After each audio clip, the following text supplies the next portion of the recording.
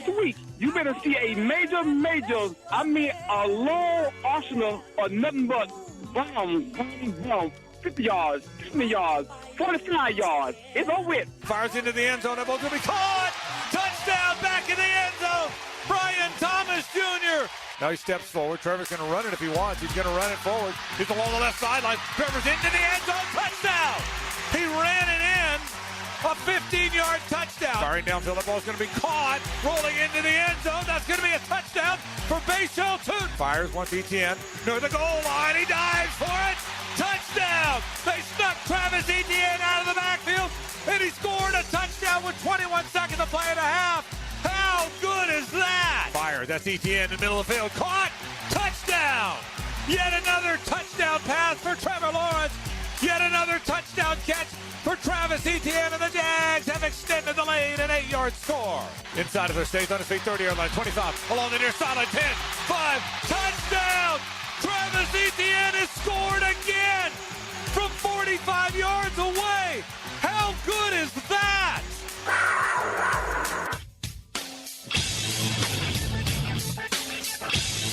1010XL 92.5 FM presents Jaguars Today with your hosts Mike Dempsey, Tony Smith, Jeff Lageman, and Dylan Denmark. All right, good morning, everybody. We're going to be checking the tape all morning long on your victorious Jacksonville Jaguars. They improved to 10-4. They did take a loss yesterday, though. Bashal Tootin going to have surgery, had a finger issue, and they hope he'll be back for the postseason, provided the Jaguars find their way to the postseason. Good morning there, Tony Smith. Good morning. How are you? I'm doing well. All right. How's your finger feeling today? I'm good, You yeah. okay? I got a lot of aches and pains, man. I'm an old dude, but no surgery required, at least on this fine day. Jeff Lageman coming to us from a remote location. Good morning, Logs. Morning, boys. How we doing? We're doing quite well. All of Jaguar fandom should be doing pretty well right now, don't you think?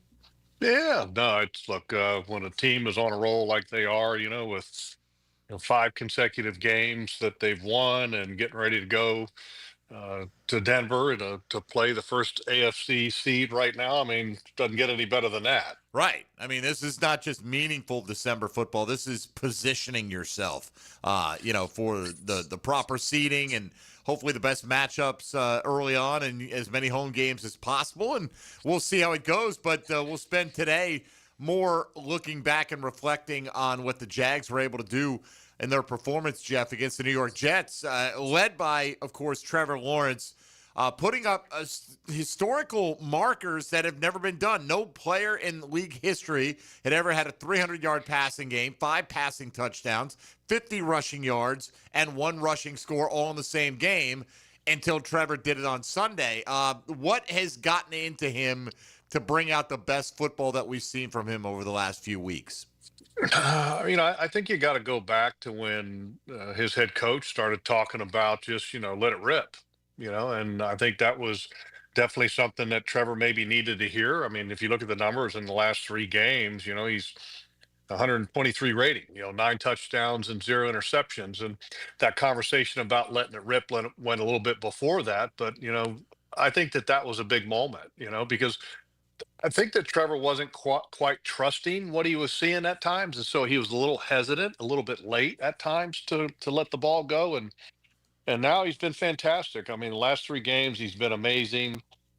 He's been more athletic. He's anticipated better. And that's an amazing thing to happen, especially when you approach the month of December. Look, the whole goal is to get to the playoffs, and you want to be playing your best football once you approach those playoffs. And right now, the quarterback is trending in the right direction. This football team is trending in the right direction. But you got to give a lot of credit to the head coach. I mean, look, he talked last week about this football team taking care of business and respecting the opponent. They came out aggressive. They came out fast, and they played the whole 60 minutes. It was just an impressive showing. It's one thing, Logs, to talk about let it rip and just let him go out there and do it. What is going on within the offense that is making Trevor Lawrence play so much more comfortably when he's being allowed to? I mean, it's not just – he's got to be seeing it pretty well to be doing what he's doing right now in the pass game. What is allowing that to happen for him? Well, he's not doing it alone, and I think the big part of that is the offensive line and how they're playing. I mean, once again, another game where the protection was really good, and you go back to the Colts game, protection was really good. The Titans game, I thought it was very good. So that's step number one. The running game, you want to have an impact, and it wasn't exactly dominant in this past game against the Jets. Because the pass game was just literally taking control of the game. But the acquisition of Jacoby Myers, I think, has been an absolute huge impact. The return of Brenton Strange has been a big deal because not only is he a legitimate option as a receiver, but he also does a great job in protection. And the return of Brian Thomas, and the return of Brian Thomas in a different role than I think initially what the season started out for. At the beginning of the season, he was going to be like receiver number one and be the guy, the guy getting all the targets. And I think now he's that guy that can stretch the field that, you're going to look at 4, 5, 6 targets a game and take those shots deep. So I think they've really settled in with their offense, with performance, and then also the personnel that they have. And I give the coaching staff a lot of credit after this past game, because this past game they really attacked the weakness of the Jets, which was the linebacking core, and they took advantage of that with the running backs, and it paid dividends. All right, we got Logs here with us, obviously, on a Check the Tape Tuesday. And as we do every Tuesday, we'll welcome your calls or your questions and comments in any manner that you want to get in. 641-1010 on the phone lines this morning. Same number, 641-1010 on the text line, designed by Lifetime Enclosures. You can stream us on YouTube, on X, on Facebook, or you can find us on social media at MD_1010XL, at 1010XL Fat Tony, at Logs56, and at 1010XL Denmark. Ain't no laws when you're drinking claws, baby. Good morning, Coach Denmark. Good morning, Mike. How are things? Great. Still celebrating the Reigns state championship? Yeah, they're still, man. They said Miami Northwestern had like 7 fights yesterday at school. They Love were it. crashing out. Love it. Crashing out. That is a good term, and that is an accurate description of what people do when they cannot handle reality at times. Crashing out is an apt description of probably what's happening down there in South Florida. All right, today, let's get in with your questions and comments on Jaguar football. If you have specifics for Jeff coming out of the Jets game, or even looking ahead to Denver or the next few weeks and potentially on into the playoffs, we'll talk about Basil Tutin's absence and what that might mean for the running back rotation and more coming up today with Tony Smith, Jeff Lageman, and Dylan Denmark. I'm Mike Dempsey. This is a Check the Tape Tuesday on Jaguars Today on 1010XL and 92.5 FM. Hey, folks, Mike Dempsey here for Dandy Foods. Maybe you've done the right thing and started your day off the proper way with a delicious breakfast sandwich from Dandy, or, maybe some delicious French toast from Dandy, or peppered fried eggs, or who knows what. They've got so many different things, a full breakfast menu, including the most recent addition, the twin pack cinnamon swirl and country sausage, little sweet, little salty, all deliciousness, though. And you know what? Maybe breakfast isn't for you at this time of day or any time. By the way, breakfast is available around the clock at all daily stores around town. But Dandy's got the classic line of sandwiches and subs, recipes they perfected over 70 years now on the job. The Thompson family is a local family that started Dandy way back when, and they're still going strong because they use the highest quality ingredients, give you great variety, keep it fresh, and keep the prices in check as well. When you're hungry in Duval, Dandy is absolutely the name to know. So do what I do. Go out and make yours a Dandy, and do it today. Jaguars Today from the Renewal by Anderson Custom Windows and Doors Studios of 1010XL. Putting the fence in defense. The ball comes out! The ball has come out! Each week, Superior Fence and Rail presents the Defensive Player of the Game on 1010XL. Beaver Toyota, Beaver Chevrolet, and Beaver Mitsubishi are on a mission to sell 2,000 vehicles this December. I've instructed my team to take every reasonable offer. We won't lose your business over price. Thousands of cars, trucks, and SUVs priced to move. Get year-end savings, top dollar for your trade, and the easiest car buying experience ever. But hurry, these deals end when we hit 2,000, and we ain't leaving nothing on the table. Make it a December to remember, only at Beaver Toyota, Beaver Chevrolet, and Beaver Mitsubishi. Jaguars Today Tuesday, kept pest-free by Julington Creek Pest Control. Life's full of thrills, like fixing what's broken and hearing it roar back to life. But for the accident attorneys at Farah & Farah, one thrill beats them all. It's the thrill of the win. When the team moves as one, every hand, every step, on point, putting in the hours, reviewing every detail, because the client deserves that. And when I've gotten to say, you're good, we've got it covered, that's the payoff. Yeah, we're built for that. Call Farah & Farah, Jacksonville. Discuss the beautiful game. The Coaches Show presented by Sporting Jacks. Cole Pepper, Sporting Jacks head of soccer Mark Warburton, and Sporting Jacks women's coach Stacey Baylor. Get an hour of soccer talk Tuesday evenings at 6 on 1010 a.m. In Northeast Florida, power outages are unavoidable, but losing comfort, security, and peace of mind doesn't have to be. With a Generac home standby generator from American Electrical Contractors, your power comes back on automatically the moment an outage begins. As Jacksonville's leading and one of the longest-running Generac dealers, American Electrical Contracting has the experience you deserve. Be prepared. Protect your home and family. Protect your business. Generac standby generators from American Electrical Contractors. Call 737-7770 or online at american-electrical.com. Brian Wall here with Window World. You know that awesome feeling when you finally find that one place to go to that will give you a top quality product at a great price and then stand behind what they sell you? That's exactly what Window World does. Top quality, energy efficient windows at a great price that keeps more of your money in your bank account. With the absolute best guarantee in the window replacement business. That's why Window World has been the #1 window replacement company in the USA for years, selling more than 1 million windows each year for the past 8 years. That's a lot of satisfied customers, and you can be one too. Save money on installing new energy-efficient windows and save on your energy bills too. You can't lose. And if anything goes wrong with your new Window World windows ever, Window World and I will be there to make it right. Call Window World today or see them online and have them come and give you a free estimate and see why we are so proud of our products and the work we do for our customers. Call Window World or go online at windowworldneflorida.com. And thank you for your business. Window World also offers energy-efficient doors. Custom home builders, fed up with your electrical and low voltage companies that ghost you mid-project, sparking delays? Unreliable subs and poor electrical work that derails your schedules? Denny Thompson here for Tyson Inc., experts in seamless electrical services for your custom builds. Pre-construction planning, integration, and installation, no hassle. Your homeowners will love the new Tyson showroom. Home builders team up with Tyson for your next home building project. TysonInc.com. 1010XL, presented by Farah & Farah, exclusive injury law firm of the Jacksonville Jaguars. Focused, fueled, fearless, Farah. Jeff Lageman Tuesday is serviced by Napa Auto Care on 1010XL. All right, got the calls starting to stack up for Jeff Lageman on a Check the Tape Tuesday. Mike Dempsey, Tony Smith, Dylan Denmark here at the newly established world headquarters. Jeff Lageman at an undisclosed remote location.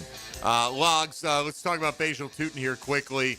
Obviously, Travis Etienne's having a phenomenal season. He's the lead guy in the backfield.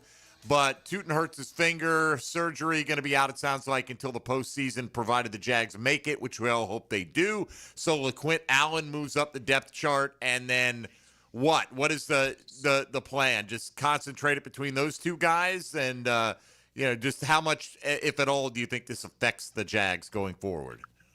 Well, I think in the past that you had a situation where you would like to split time with Etienne and Basil Tootin, but I think obviously Tootin's going to carry the load. Now you got Jaquindon Jackson on the practice squad that you could possibly elevate for game day, so I wouldn't be surprised if that ends up happening, and maybe he ends up having a role similar to Basil Tootin, but more in a kind of break glass in case of emergency situation. But look, Travis has shown that he can carry the load. LaQuint has shown that he is more than a capable backup. I don't think he's going to give you what Basil Tootin can do, but I think they're going to be just fine. Okay, yeah. LaQuint Allen is a menace. He has been.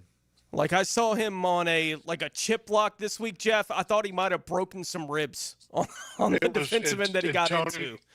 I'm glad you brought that up because it was actually one of the great blocks of the day, but it didn't just involve LaQuint Allen Jr., because it was on Eric Watts, who was the guy that got literally almost like knocked out on that kick return, if you guys will remember. Mm-hmm.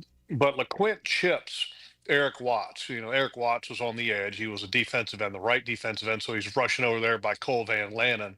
And LaQuint gets a chip on him right in the ribs, and it's like, and as a defensive end, you sit there and you kind of shudder when you watch it. But then not only did LeQuint get the chip on that? So he gets the chip on it. So Eric Watts is kind of stumbling and literally trying to recover from the chip. And then here comes Ezra Cleveland from inside out and just absolutely smokes the guy.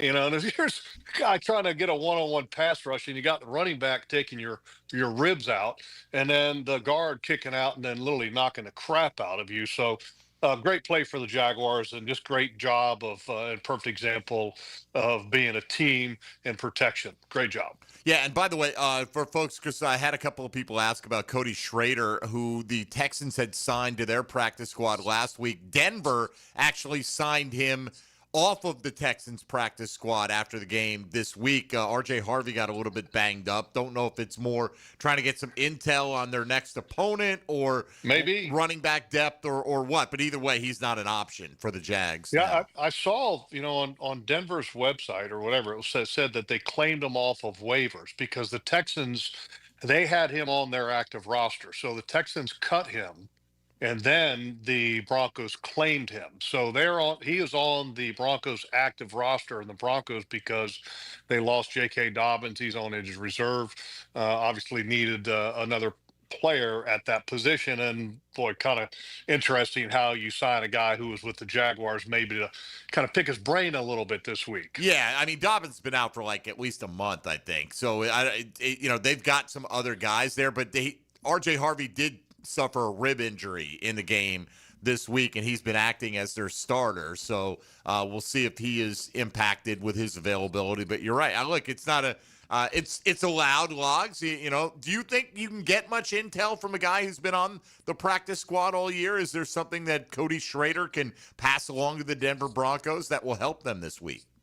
Well, I think you can get some information, but the hard part is that do you trust the player giving you that information? You know what I mean?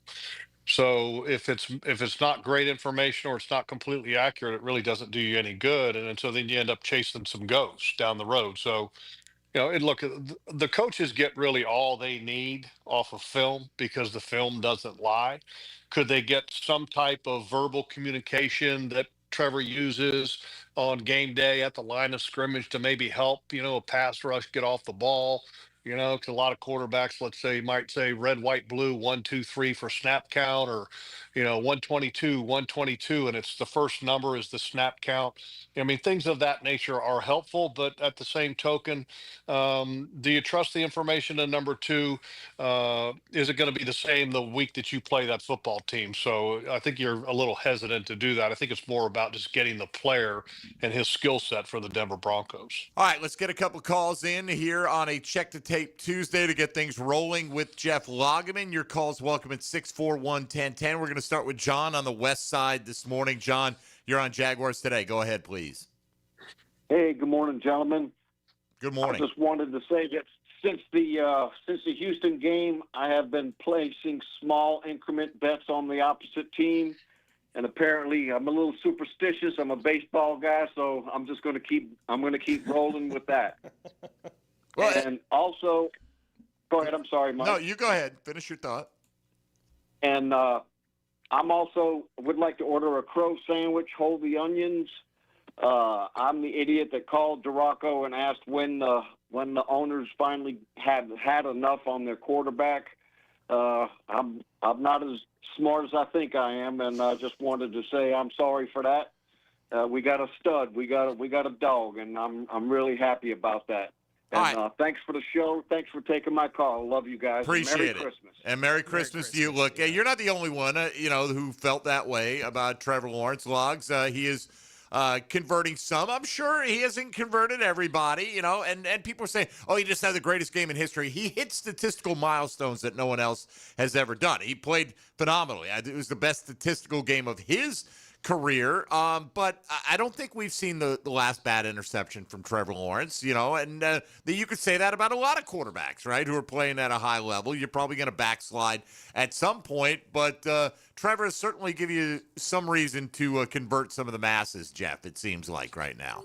Yeah, I mean, look, it's great, that he's been able to kind of bounce back after really what was a tough start this year. And look, I appreciate John sitting there saying that he's going to have have that crow sandwich with a little bit of onion. And look, there's a lot of people that were kind of questioning where Trevor Lawrence was going, because if you look at the numbers, the completion percentage has been going down every year since 22, and his touchdown interception ratio was kind of along the same path, as well as the rating. And he's turned the corner, and players are allowed to get better, especially when they're in new systems. And it's great to see. And I think the most impressive thing to me has been that Trevor really has been doing a great job, not only with the passing and the running and his legs, but look, the management of this offense is not easy. And I think it's sometimes hard to appreciate that from afar, because the system is much more complex than what he's ever been in. And he's been responsible for protections. He's calling 2 plays in the huddle. The verbiage is very long. And then once he gets to the line of scrimmage, he's trying to get them in the right play, and he's using the can option and getting people lined up. And we've seen the progress. I mean, think back and look at how many penalties that this offense had from alignment errors or false starts or illegal motions or whatever they were on offense that were giving the Jaguars a hard time at getting started as an offense compared to where they are now. Trevor's getting to the line and hurry. They're doing tempo a little bit to give him more time at the line of scrimmage, and he's handling it beautifully. So give him a lot of credit. He's worked his ass off, and it's paying off. Yeah, they had the one moment of that this week, right, where that third down with the intentional grounding, and there were a bunch of people moving at the snap, but it was one moment in a football game where they dominated virtually every other moment that the offense was on the field. Yeah, that's kind of one of those rare moments, right? I mean, that was what we're talking about seeing a lot more of earlier in the year. And obviously it didn't work on that particular play, but that's become a rarity now. And I think that shows you how much they have advanced as an offense. And definitely Trevor has definitely advanced as well. And, I'm proud of him. I mean, because, he's worked hard, and it's a very difficult offense to handle as a quarterback. And a lot of times in some systems, let's say the center will take the pressure off of the quarterback from protections or et cetera. This is kind of all on Trevor Lawrence, and he's handled it great. And, but I also understand some of the thought processes earlier in the year, because the reality is that the Houston game that he had was the 5th game that he had below a 75 quarterback rating. I mean, so, it's great to see the progress. And boy, you couldn't ask for the progress and the turn to happen at a better time. No doubt. All right, back to the lines we go. Dean on the south side next on Jaguars Today. Good morning, Dean. Good morning. Before I get to my question for Jeff Lageman, I'd like to compliment Tony his coverage of Bulls football. I just had a question for him as far as the state championship game. Was just Bulls out-athleted on the southern bracket, though, or what? Because they couldn't get Bulls going to get them off the field. Yeah, couldn't get them off the field, Dean. And look, it's those were the 2 best teams in 2A throughout the season, went head-to-head in the championship game, and the other was just a little bit better than Bulls. Yeah, I always enjoy your coverage. You do a great job. Thank you. My question to Jeff is, you break down Denver and what we're looking at. I mean, Nick's obviously has grown as a quarterback in the time when he was just beat down at Auburn under the spotlight of his dad, though, and so he really matured up there in the Great Northwest, though, in college, though. And so what other highlights we need to look for with the Denver as far as matchup issues for Jeff? Okay, thank you. I mean, look, the tough matchups is that they've got a great offensive mind with their head coach and Sean Payton, and defensively they're one of the best in the league, and they bring pressure like nobody else. It's a top 5 defense. It's a top 3 defense when you look at points allowed. It's the number 1 defense in sacks. It's the number 1 defense on third down. It's the number 1 red zone defense. I mean, so the challenges are big, and they're on a roll, and they've got everything right there for the taking. If they went out, they're going to be the number 1 seed. So this is a tremendously challenged game for the Jaguars, and it's going to be, I think, a challenging game for the Denver Broncos as well, because this is a great matchup. You got these 2 teams coming in having won 16 combined games in a row. I mean, just, you talk about marquee matchup, man, this is it. Yeah, no doubt. You wonder if the NFL thinks maybe we should have flexed this game. But you know what? 4 o'clock's late enough for me to be kicking this thing off. I'm sure the same for the folks who are traveling like logs out to the Rocky Mountain time zone. All right, Dean, thank you for the call. For the rest of you on the line, stay right there. We'll get to you coming back on the other side on a Check the Tape Tuesday, 641-1010. We'll get you on board with Jeff Lageman on 1010XL 92.5 FM. Jaguars Today for the Renewal by Andersen Custom Windows and Doors Studios. It's the end-of-year sales event going on now at Atlantic Infinity. This is Hayes Carlyon. Get 0% interest on select new Infinity models and special lease offers on the stunning QX60. Luxury, performance, and style, all in one drive. All new vehicles are backed with the exclusive Atlantic Infinity Promise. That's over $7,000 in added value just for buying smarter. Visit AtlanticInfinity.com to see all new models or visit the showroom near Atlantic and St. John's Bluff. We're certainly facing interesting economic times. For me, it's comforting to know my money's in good hands with ITP Partners. Jacksonville guys taking care of my Jacksonville money. Experience? Yeah, that's Chris Bryan, Jeff Hartman, Reagan Wright, Dan Abel, Scott Regner, Janice Cobb, and Reed Wingate. They have the expertise and knowledge to take care of your money. For more info, go to ITPPartners.com. ITP Partners, they're my financial partners for life. Non-compensated client testimonial may not be representative of all client experiences. No guarantee of future performance or success. It's a Jaguars Today Tuesday, sparked by Shulington Creek Pest Control. Lauren Brooks here for Terminix. When mice and rats show up in your home or business, they can be a real pain. You need them out fast, before they have time to multiply. Terminix knows how to shut down rodents and will keep them from coming back to wreak more havoc. When rodents show up, so does Terminix. Don't live with a rodent problem, Terminix it. Visit Terminix.com today to schedule a free inspection online just like I did. That's TERMINIX.com. TERMINIX.com. Ready to upgrade your home? It's Renewal by Andersen's 31-day sale. Buy one, get one 40% off replacement windows and patio doors. Plus, 0 down, no payments, and no interest for 18 months. But this offer expires December 31st. Renewal by Andersen, proud partner of the Jacksonville Jaguars. Visit bestwindowsflorida.com to schedule your free consultation. License number CGC 1527613.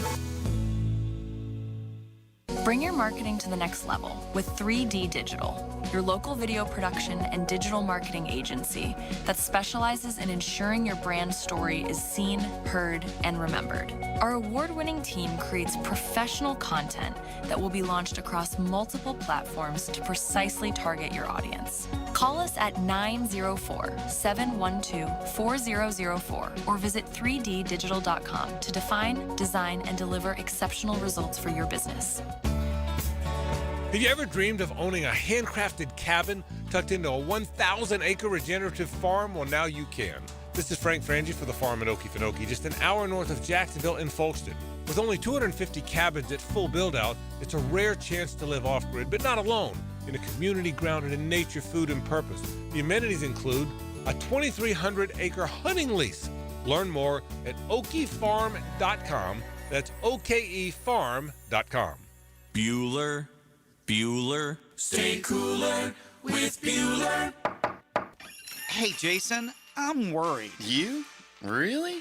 About what? Well, I like to have a little seasonal potluck. You know, invite some friends and neighbors and guys from the office. But if the food gets spicy and the party gets rocking and that old toilet in the two-piece can't handle the traffic, well, what if my drain backs up right in the middle of everything? Dude, imagine you're wearing my sunglasses. Okay. Shoomp. Whoa. If you're planning to host a holiday party and a blocked household drain line threatens to ruin the whole thing, call us and tell us. The drain clearing experts at Bueller Air & Plumbing will unclog your drain for free. You do that for free? It's Christmas. Yeah, but for free? The holidays can get pretty hectic. If a clogged drain line threatens to ruin the whole thing, you could miss it. Stay cooler with Bueller. Visit BuellerAir.com. 1010XL, presented by Farah & Farah, exclusive injury law firm of the Jacksonville Jaguars. Still, present, ready. Farah doesn't flinch. Jeff Lageman Tuesday is brought to you by Napa Auto Care on 1010XL. All right, here with Jeff Lageman on a Check the Tape Tuesday. Mike Dempsey, Tony Smith, Dylan Denmark on Jaguars Today. Logs on the X platform from Miguel. He asks, any concern with the lack of running game in the Jets game? You consider they were coming off the game in which they give up nearly 240 yards to the Dolphins the week before. Trevor Lawrence was effective as a runner, but just in terms of lining up, handing it to the running backs, they didn't do a whole lot in this game. What is your takeaway from that? Well, and the reason why was that the Jets were stacked in the box. And that's one of the reasons why Trevor had the success that he did, is because when you stack the box, a lot of times with that comes man coverage.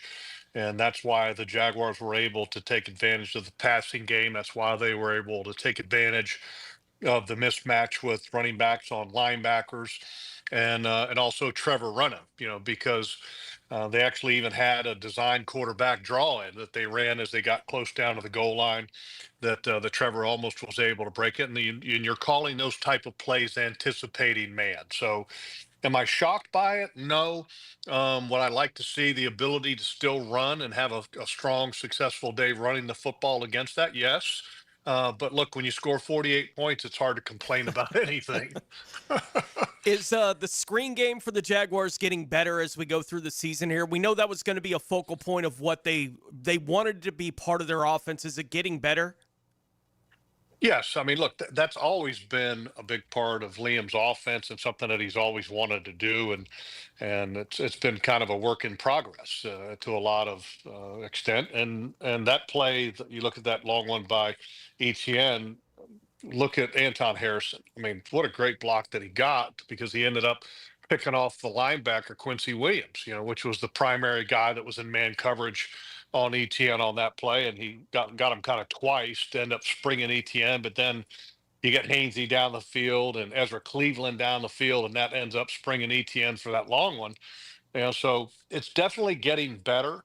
And the more, I think, success that you have as a passing team, the more successful that the screen game is. Because think about it. You're trying to get everybody up the field, rushing the passer so that you can dump it behind them and then spring a running back down the field. Well, look, the Jaguars' offense was kind of a work in progress as far as throwing the football for the early part of the season. Well, in the last couple games, now you start having more success, and specifically in that Jets game, you're throwing the ball with great success. So when you're throwing the ball with great success, the screen game is a great complement, because it keeps the defenses kind of off balance and catches them off guard. All right, back to the lines we go. Steve Melbourne will be up next here on a Check the Tape Tuesday. Good morning, Steve. Hey, good morning, guys. Hey, Logs, I have a question for you, and it involves some of the guys that, are on contract years, and I just wanted to get your thoughts. If you were in the shoes of, Tony and them, you got Cole Van Lannon, who's been showing he can be a starter on this team, playing well. ETN just having a great season. Jacoby Myers, who has helped Trevor, in my opinion, get his confidence going with the receiving core. And, I mean, honestly, Devin Lloyd, who's playing his butt off. Like, what direction would you go in resigning, or even we have a franchise tag to work with? Well, I think you always try to bring everybody back that you can, but you also have to do it within the parameters of understanding that you want to make it work from a financial standpoint. So for me, the big thing is consistency. For the players that you choose to pay top dollar, there needs to be consistency in performance from year to year to year to year. And so that's got to be a big factor. And Devin Lloyd's having a tremendous year. Jacoby's had a huge impact, and I think Jacoby's definitely somebody that you want to try to keep. I mean, otherwise you wouldn't have given up a 4th and a 6th round pick in the 2026 draft if you weren't going to try and keep him. Cole Van Lannon, I think, is the future starting right tackle of this football team going into next year, or at least a guy that will have the first chance at winning that position. I think Anton's going to be a left tackle. That's where I think he would be best at. So, yeah, I mean, in a perfect world, you'd like to have everybody back, but the economics sometimes prohibit that. Sometimes you need to let guys go hit the market to see what their true value is and what the true market is. So you try to do it all, but sometimes you can't do it all. All right, well, that'll lead us into today's 10-10 take. 10-10. 10-10 take. Now, Mike Dempsey's 10-10 take. Brightened up by First Coast Paint. Simply superior paint. All right, Logs, just want to talk a little bit more about Cole Van Lanen since he came up right there, and several people have asked about him like they did last week. I was told that the plan had been for Walker Little to start this game, and so I think a lot of people were surprised when he was a game day inactive. What did you make of that? And do you just think that regardless, if Walker Little's ready to come back, Cole Van Lanen is your left tackle now? And I know I'm not asking what you think should happen. What do you think will happen? Yeah, that's a great question, and I don't really understand what happened at the end of last week. Maybe Walker ended up not having a great practice on Friday, or didn't feel great on Friday, or I mean, who knows? So I can't say what happened because I don't know what happened with that. But Cole Van Lanen played very well. I've said in the past that a lot of coaches don't like to have players lose their jobs because of injury, but the reality is it does happen at times. I mean, when a player clearly plays better than the player that got hurt, it happens. I mean, many people get quote unquote Wally pipped, and it just can happen. So, what would I do going forward? I mean, if Cole Van Lanen has played better than Walker Little, because I don't have access to the grades, but I'm saying in the last two games, if he's played better than Walker Little in the last two games, and it's been clearly better, I think you just move forward with Cole Van Lanen. But that's just me, Mike. I mean, I don't know what they're going to do. They may go back to Walker Little, because the reality is that, look, I think you got two options. I don't think either one of them is a lose option, because I think Walker Little's played pretty well. I think Walker Little gives you more in the run game as far as moving guys than Cole Van Lanen. And Cole Van Lanen gives you great flexibility if you do have an injury with Walker Little starting, that you can just take Cole Van Lanen literally and plug him in anywhere, even at center. If you had to, if Jonah Monheim for some reason were unavailable, because Cole has been taking snaps in practice, but his versatility also is a real positive. So it's going to be an interesting watch, but I think that either way they go, I think they're good to go. If you prioritized pass protection this week, because the Broncos have a very good pass rush, Cole Van Lanen. So wouldn't you think that, that would make logical sense? That's the most dangerous aspect, I feel, of the Denver Broncos, right? Or at least their defense. Well, you didn't ask me what I would do. No, I didn't. What I thought they would do. That's correct. That is correct. So, I mean, if it were me, Mike, I'm starting Cole Van Lanen at left. No, I knew that. I know how you feel, but that's why I'm trying to get a sense of you trying to think along with Liam Cohen. Yeah. Nobody says you can speak for him. No, we're not trying to put you in that kind of position, but I think it would be surprising if that were not the result that Cole Van Lanen started this week. But then again, I was surprised to learn that the plan was for Walker Little to start this week, and then there were. Let me just add this too about Cole Van Lanen, because you go back to 2022 when the trade was executed for Cole Van Lanen, and the Jaguars gave up, I think it was like a 2023 7th round pick, and I don't know exactly where that fell in the 7th round. But when Cole came here, they initially moved him to guard, just because, he's not one of those big giant guys, that a lot of times you see play tackle. A lot of times you want a tackle that's 6'6" and 335 pounds, and that's just not Cole Van Lanen. So they put him at guard. And when he first got here, he's still kind of a young guy, and he just got overpowered. The first year and a half, he was just getting overpowered. Well, you go to a couple years ago, and he was a bit of a disappointment. Well, that's the view that was had inside the building. And so because of the numbers game, they actually moved him to tackle.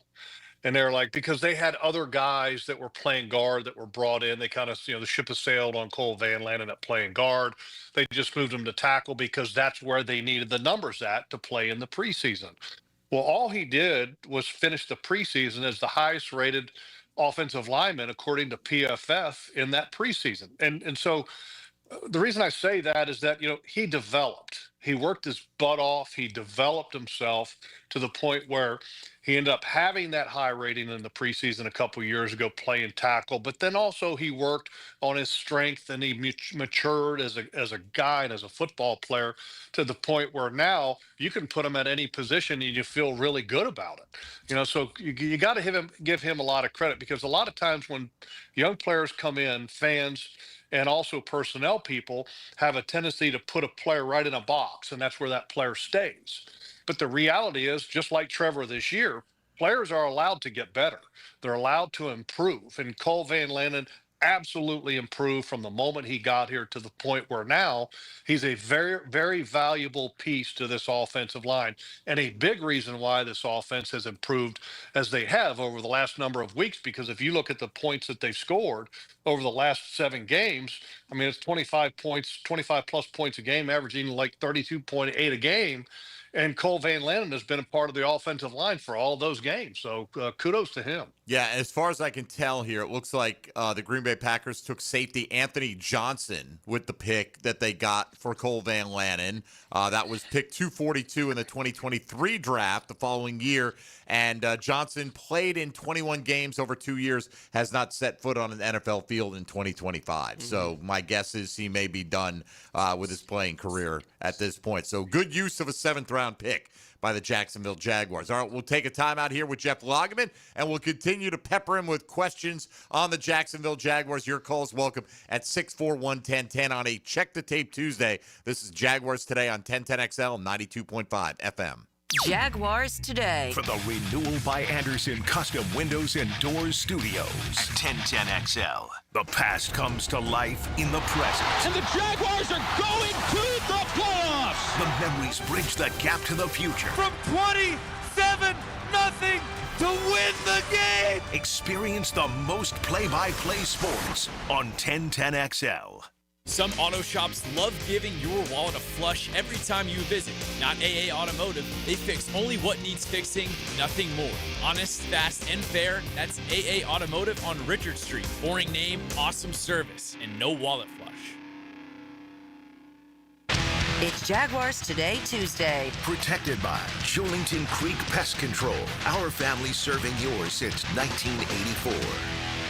Introducing the Jag Stack at Firehouse Subs. So bold, it's named after the home team. Stacked with honey ham, smoked turkey, roast beef, provolone, fresh veggies, and the new Duval drizzle sauce. For a limited time at your local Firehouse Subs, there's only one hottest sub in Duval.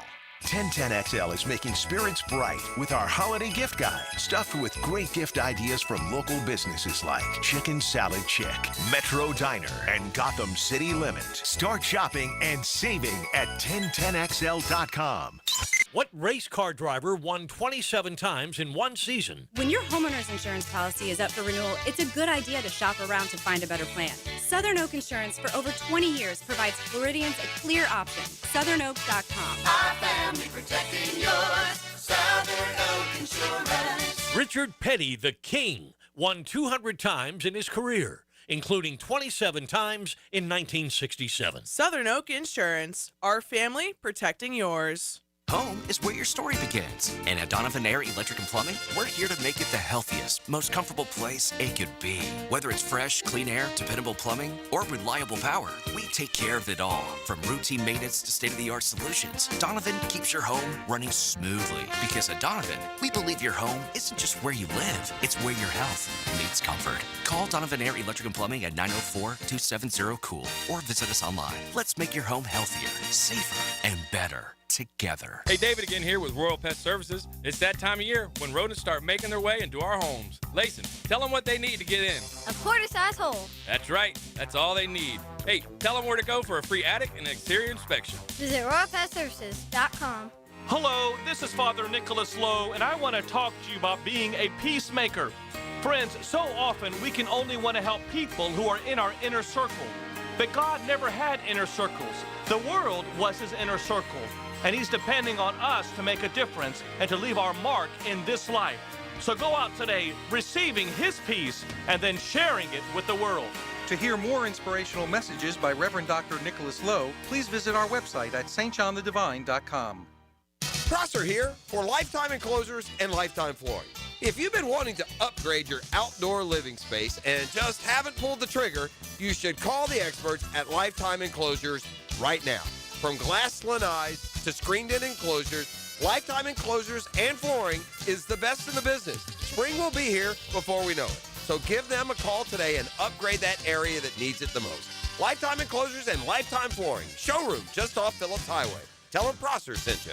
I'm Clayton Bromberg, the president of Underwoods. While we've earned the reputation as North Florida and South Georgia's preeminent official Rolex jeweler, it's important to point out that at Underwoods we carry other watches too.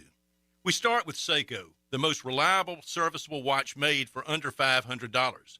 And they've started making jeweled, self-winding watches again and sports watches you'd have to see to believe. Next we have Tavan, the Swiss-made ladies and men's and dress and sport watches, and they start at $575. Another name we carry is Tudor, inspired by Rolex with the same founder and owner, the Hans Wilsdorf Foundation. And their sport watches and chronographs are the rage in Swiss timekeeping, with new in-house watch movements and exciting new model introductions every year. So if you're interested in watches, we have what you want at Underwoods, and all of our watches carry a 5-year warranty. At Underwoods, in San Marco, Avondale, and the shops of Ponte Vedra.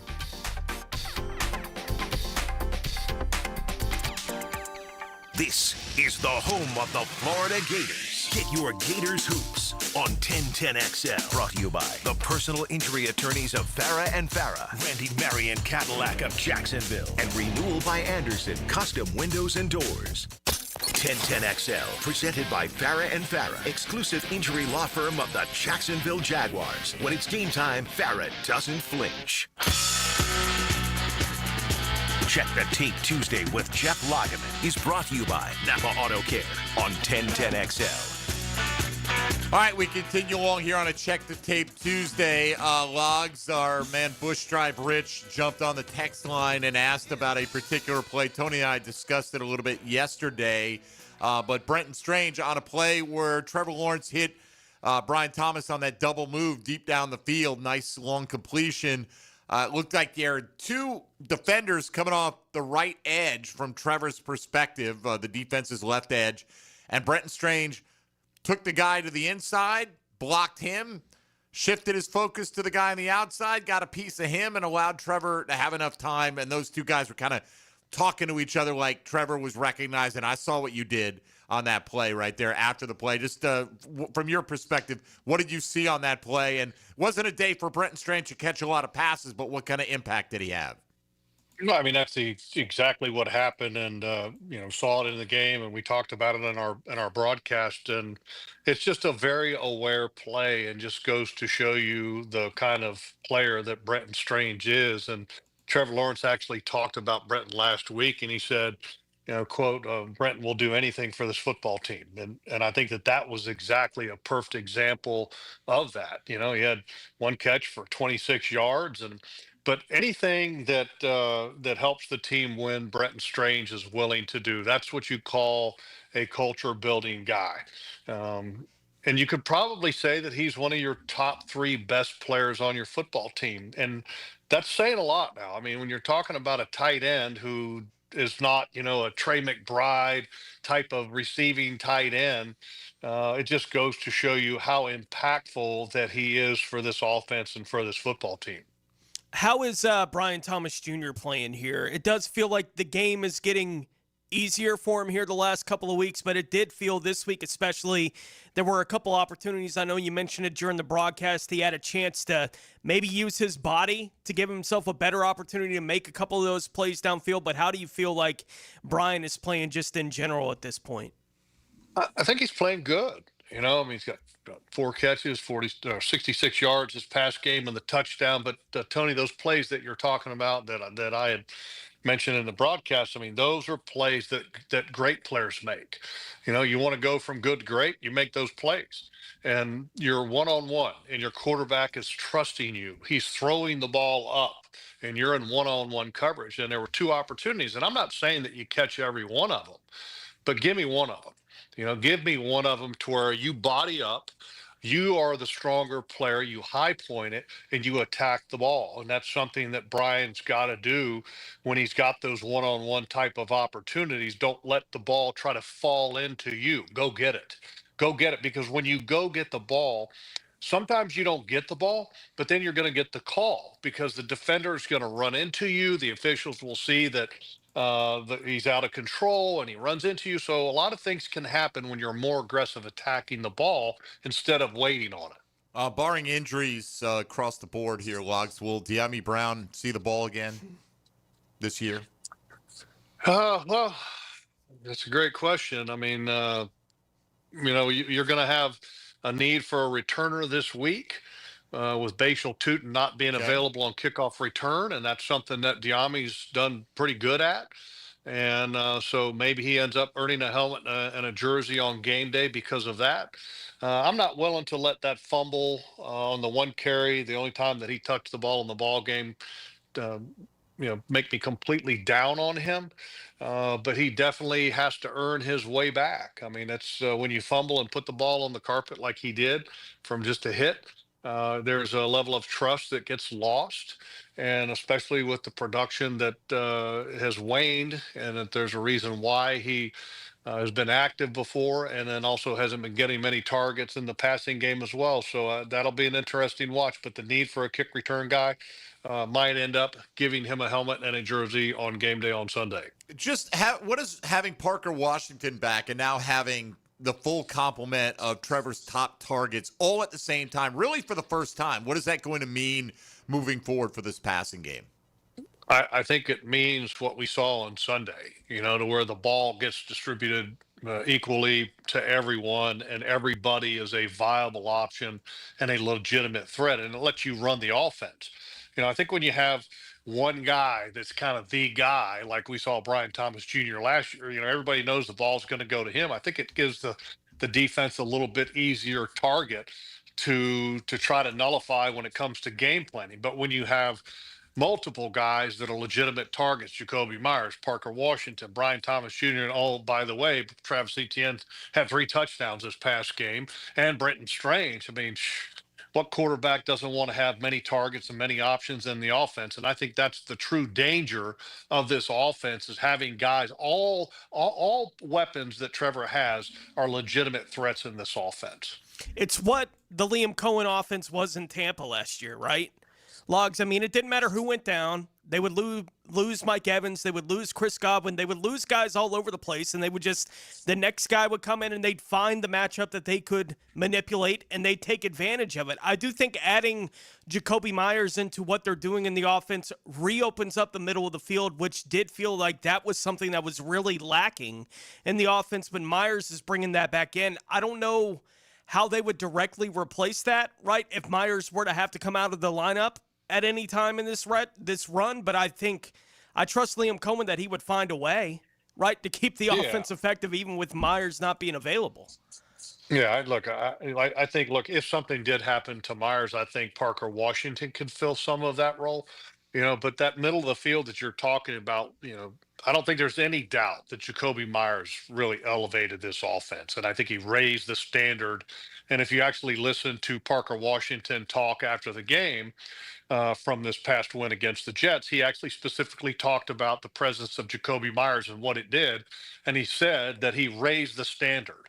And that standard is catching the ball. James Gladstone, when he brought him in, he said that the superpower that Jacoby has is catching the ball. Well, now you bring a guy in he's got a standard of catching the ball. Everybody else in the room sees that. And I think they all raised their standard, because if you look at the drops that happened early in the season, you can actually go to Jacoby Myers' presence and when he joined the football team as the turning point for the downturn and the drops that this offense had.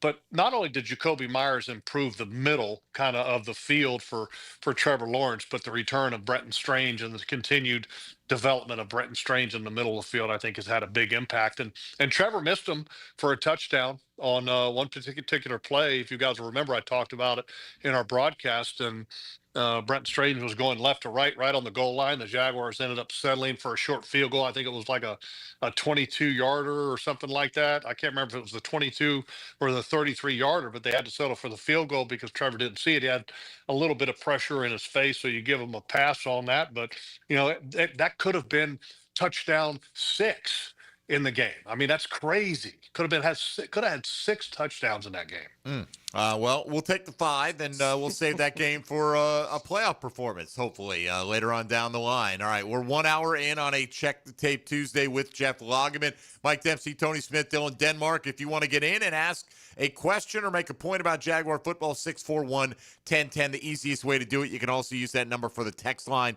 designed by Lifetime Enclosures, and we'll check in on what we've been getting on social media as well this morning. You're listening to Jaguars Today on 1010XL and 92.5 FM. Jaguars Today. From the Renewal by Anderson Custom Windows and Doors Studios of 1010XL. Speed. 45-50. Talent. How high can you leap?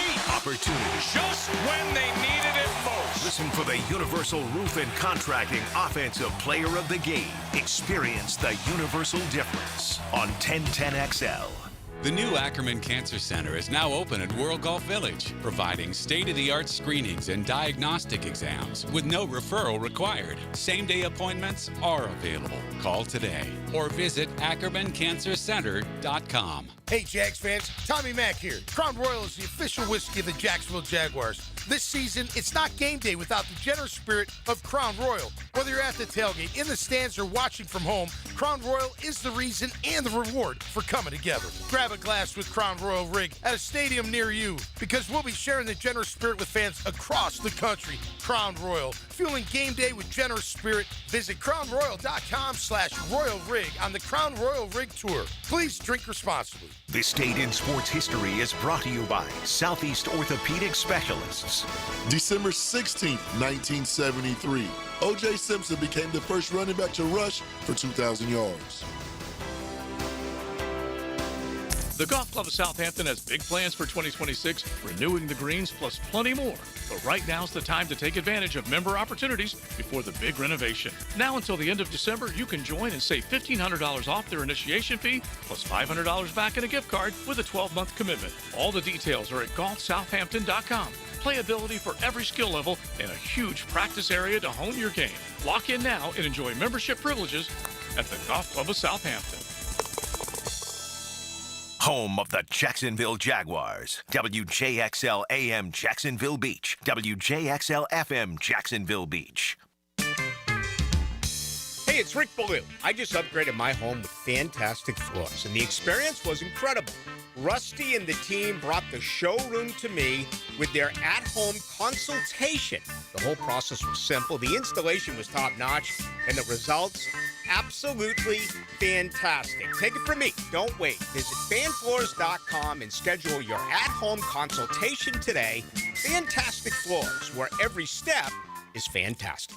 Hey, is your home ready for the holidays? Hicken here. Spots are filling up fast. Lock in yours today at ZeroResJacksonville.com and get 20% off all hard surface cleaning, tile and grout, hardwood, LVP. Happy holidays from all of us at Zero Res. Awaken 180 Weight Loss. Awaken 180 Weight Loss. Hacker here for the best weight loss program that I've ever been on. You know, I hear some of my friends telling me about this medication they're on, or that medication they're on, or this shot they're taking.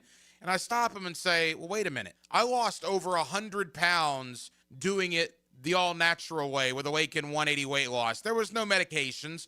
There was no shot once a week. There was the coaching I received from Awaken 180. There's the plan they put me on, and you see the results. Over 100 pounds of weight loss in less than a calendar year. The coaching I got was phenomenal. Not only did it help me lose the weight, it's helping me keep the weight off now that I'm in the maintenance program. Awaken 180 is the best weight loss program I've ever been on, and I tried them all. Go to awaken180weightloss.com, awaken180weightloss.com, or call 844-346-1800. Tess, what's up? Oh, you know, the CFO needs me to book a week of travel. I'm days behind on invoices. The plants in the lobby are dying, and now I have to order lunch for 80 with gluten-free options.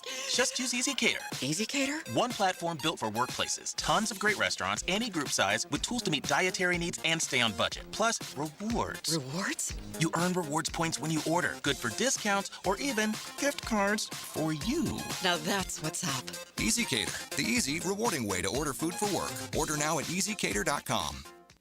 A new exclusive offer with an eligible Bank of America Visa credit card is your opportunity to go from cardholder to ticket holder for the FIFA World Cup 2026. For a limited time, when you're approved for a new customized cash rewards or unlimited cash rewards Visa credit card, you're eligible for a chance to purchase FIFA World Cup 2026 tickets. Learn more today at bfa.com/cardfwc26. What would you like the power to do? Bank of America, proud to be the official bank of FIFA World Cup 2026. Bank of America N.A. in partnership with Visa. Terms apply. All rights reserved. This is your local sports update. I'm RJ Saunders for 1010XL. This update brought to you by Zero Res. Head coach Liam Cohen's 10 wins through his first 14 games as an NFL head coach are tied for fifth most by a first-time head coach in the last 20 seasons, dating back to 2006. The Jacksonville Jaguars have also totaled the fourth highest point differential through the first 14 games of a season in franchise history. Jacksonville looks to continue their winning streak on Sunday as they go toe-to-toe against the Denver Broncos in the Mile High City. Our coverage on 1010XL will begin at 11 a.m. with our kickoff show. Right now, 50 degrees at 11:04. Time and temp brought to you by Bueller Air and Plumbing. Stay cooler with Bueller. 1010XL, presented by Farah and Farah, exclusive injury law firm of the Jacksonville Jaguars. Focused, fueled, fearless, Farah. Jeff Lageman Tuesday is serviced by Napa Auto Care on 1010XL.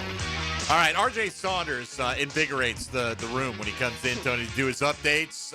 He's the only RJ we're rooting for this week. No RJ Harvey, just RJ Saunders. By the way, Brandon Jones, one of the Packers starting safeties, just went on injured reserve and is out at least until the second playoff game that they would play. You mean Broncos?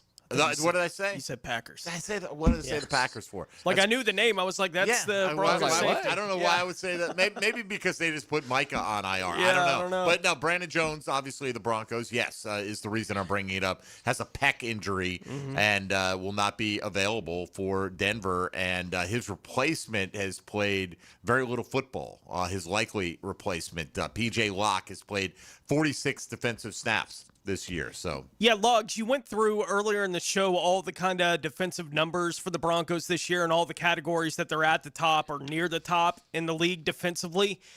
Is there any reason why sometimes teams can have those kind of numbers where they are so consistent in a bunch of areas, but they're not getting high volume in the turnover category? I think they've forced 12 on the season to this point, but they are, the best sack team in the league. They're among the best scoring defenses in the league. Is there any reason why sometimes that just seems to happen? Yeah, it's kind of crazy, right? I mean, 12 takeaways is right, 9 interceptions and 3 fumble recoveries, and that's 27th in the National Football League in takeaways. I don't really know if I can explain it. Just like I can't explain how the Jets don't have an interception on the year and only have 2 takeaways, but one of them came on special teams. So defensively, the Jets only have had 1 takeaway. So it's not an easy thing to explain. Let me just add this to Mike. You talked about the injury to Brandon Jones. Yes. And he's got the pectoral. The crazy thing, if you look at from a performance standpoint, and some people believe this, some people don't.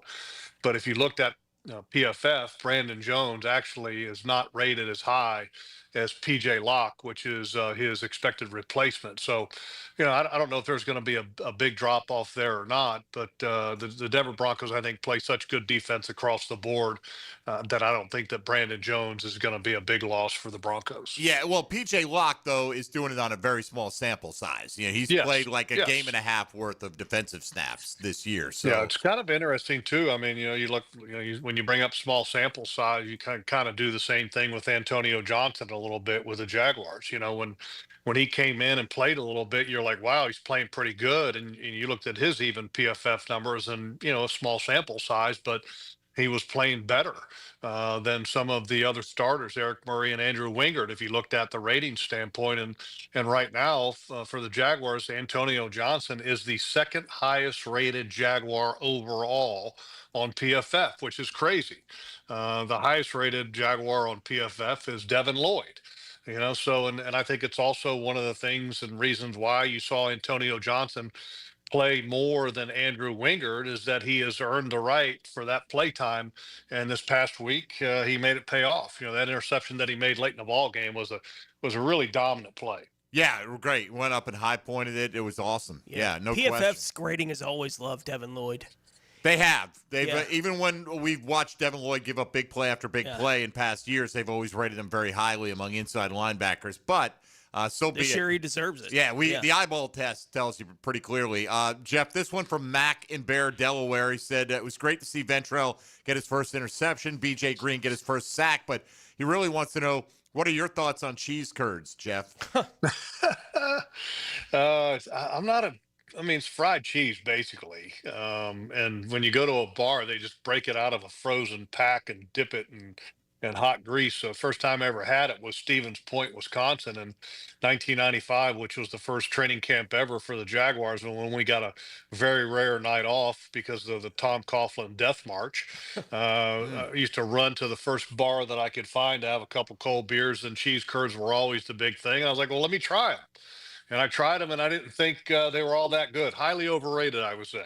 I'd rather eat fried butter. Right. I agree that cheese curds are pretty overrated, but when you're up there in the upper Midwest, I guess anything dipped in hot grease is probably going to get you through the winter. But regardless, as you mentioned, Culver's gives away the free cheese curds for scoring in the third quarter. Theirs are the exception to the rule, of course. All right, Logs. Several people have asked something around this topic. This one from Safa said, can you ask Jeff to comment on Trent Baalke's draft picks over his last few years? And a lot of people over this weekend, there's been a lot of narrative of, hey, look, a lot of those guys that he put on the roster are now playing the best that they've played in a Jaguar uniform. Was this more of a talent or coaching issue prior to this year for the Jags? How would you weigh in on that? Because several have asked. Well, I mean, look, he had some good picks, and it's a percentage game, and for me, I don't think the percentages were high enough given where the Jaguars were picking.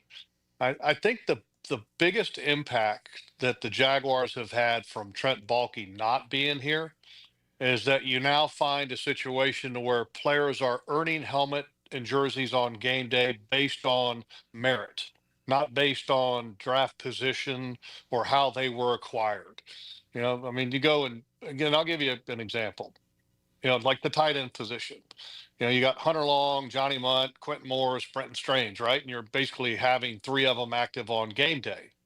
Well, in the years past, because Hunter Long was kind of a priority free agent, Johnny Munt was a free agent, and Brenton Strange was a draft pick, those three guys, I think, would have gotten the call over at Quentin Morris. Well, Quentin Morris this year has earned the right for the helmet and the jersey on game day.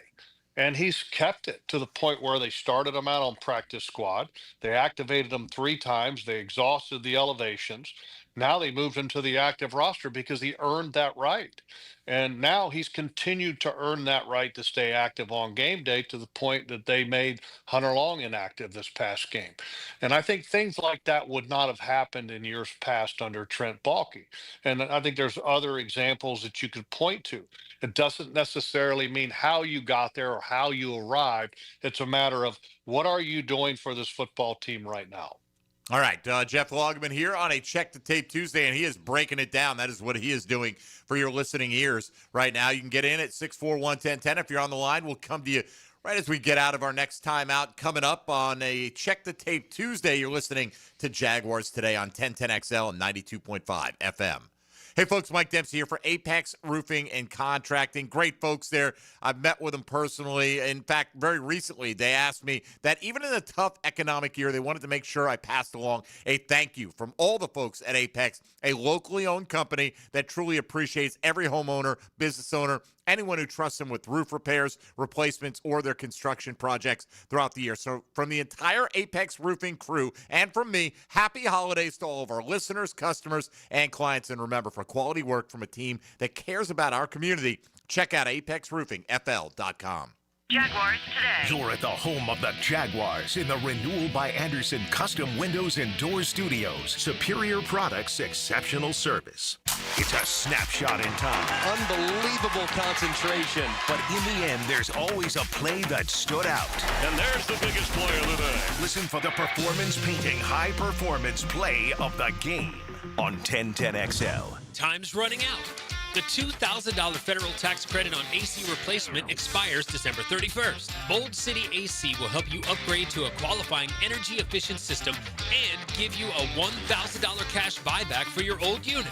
If your AC is old, loud, barely hanging on, replace it this month to lock in a $2,000 tax credit and an additional $1,000 buyback. Bold City Heating and Air. Free estimates, next day installs. Visit boldcityac.com.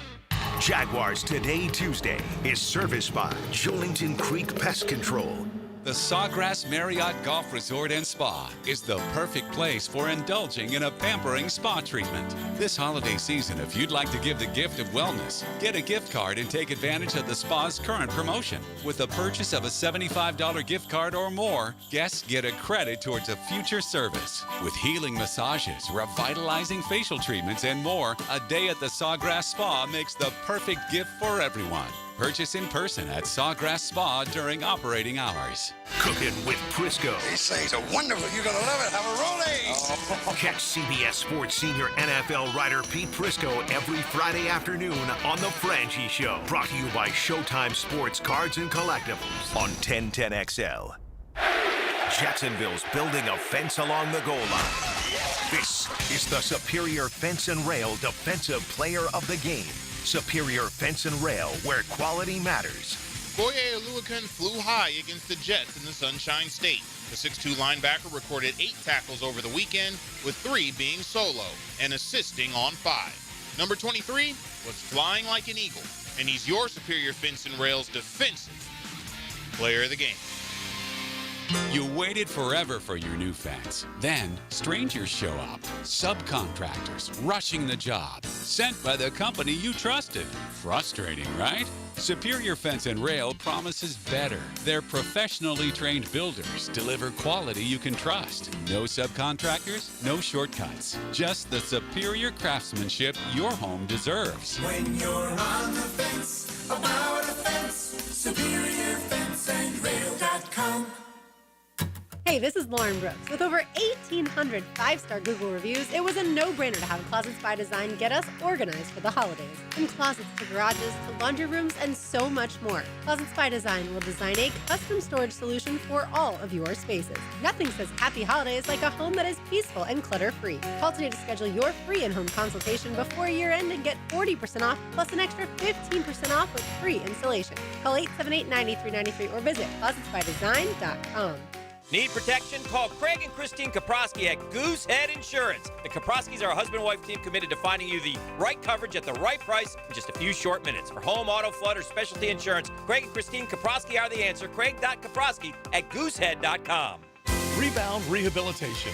11 great locations across the First Coast, and they're just a click away when it comes to feeling strong and healthy again.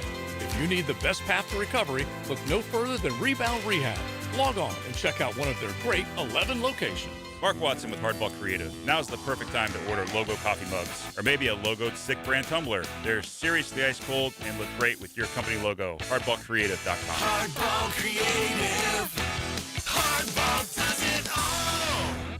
If you're listening to 1010 and you're a parent, chances are your kids are playing sports. Check out i9sports.com with spring and summer registration open right now. In the gym or on the field, and now at Tokoi Creek High School and Westside Middle. Check it out, i9sports.com. 1010XL, presented by Farah and Farah, exclusive injury law firm of the Jacksonville Jaguars. Still, present, ready. Farah doesn't flinch.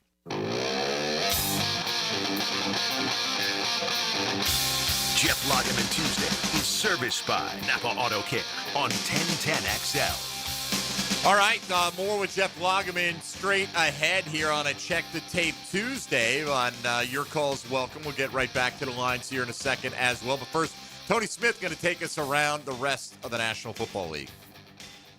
Now, Gems Around the NFL, brought to you by Beach's Jewelry and Pawn in Jax Beach. Houston defensive tackle Mario Edwards ruptured a pectoral muscle. He will miss the remainder of the 2025 season. Indianapolis head coach Shane Steichen said that Phillip Rivers will start at quarterback for the Colts on Monday Night Football against San Francisco this week. The MRI has confirmed a torn ACL for Green Bay edge rusher Micah Parsons. Washington quarterback Jaden Daniels will miss the rest of the season for the Commanders. Denver safety Brandon Jones, as we mentioned in the last segment, has suffered a pectoral injury going to IR, so he's not going to be available for the remainder of the regular season, certainly not this week against the Jaguars.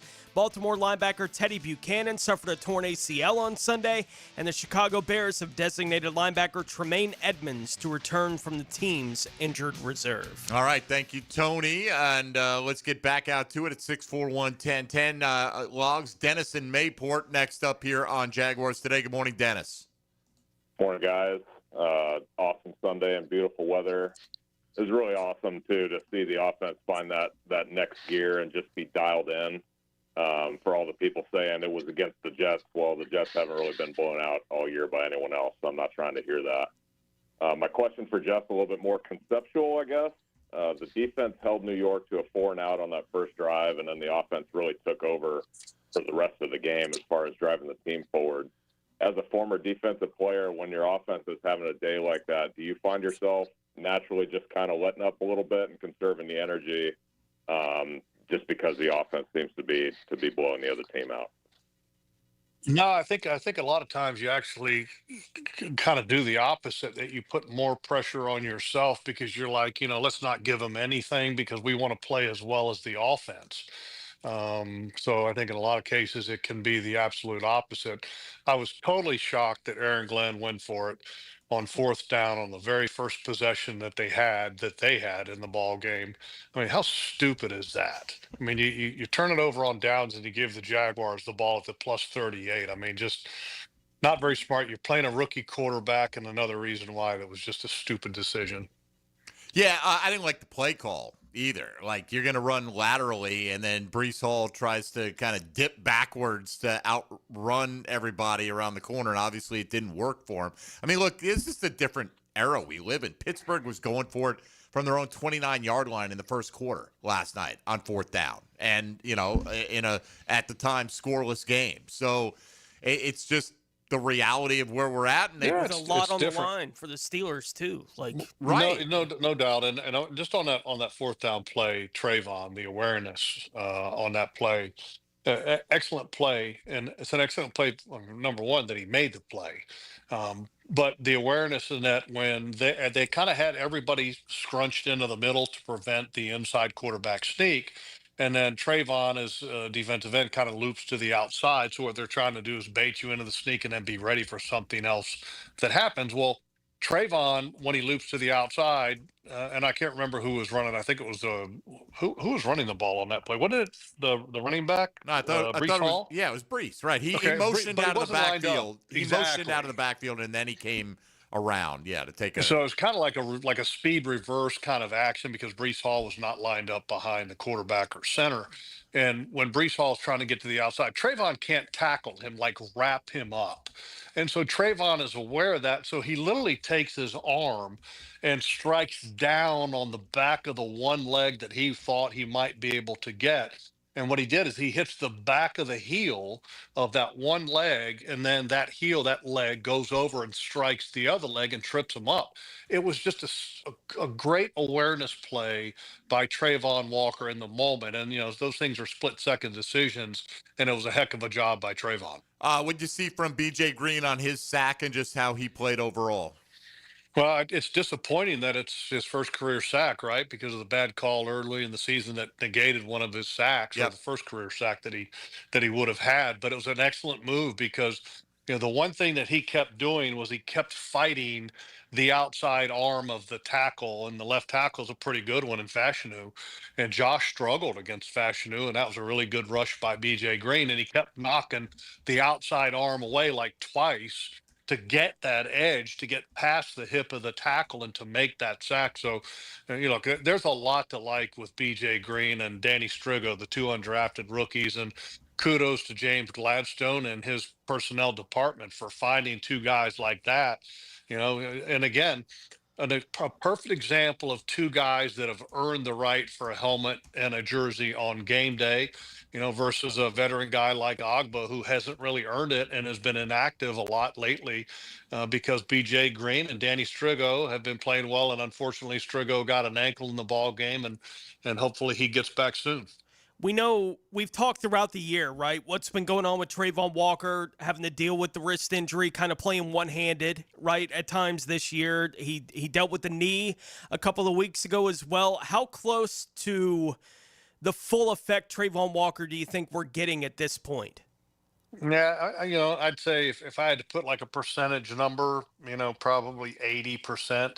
I mean, the reality is that when you have a wrist, I mean, and if you guys will remember, Tony, you asked me, and you guys asked me, well, what's it like for a guy to have a wrist? I said, well, imagine losing part of your lip and try to do, your job as a broadcaster. Right. And kind of was joking about it, but I mean, that's the reality, and that's how important a wrist is to a power player like Trayvon Walker. Everything goes through the hands. And so he's been limited because of that. And if you actually look, I don't know if you guys have ever seen him out with where he's not taped up or anything, but walking around, that wrist is still like 40% bigger than the other one. It's still significantly bigger, so I don't think that's anywhere near 100%. And then you add an MCL or a knee or whatever it was that he had, and he's wearing a knee brace, and that's why I guess MCL, that he misses time. I mean, that's significant, So Trayvon's a tough dude, though. He wants to be available for his team. It's one thing I respect, but I don't know if he's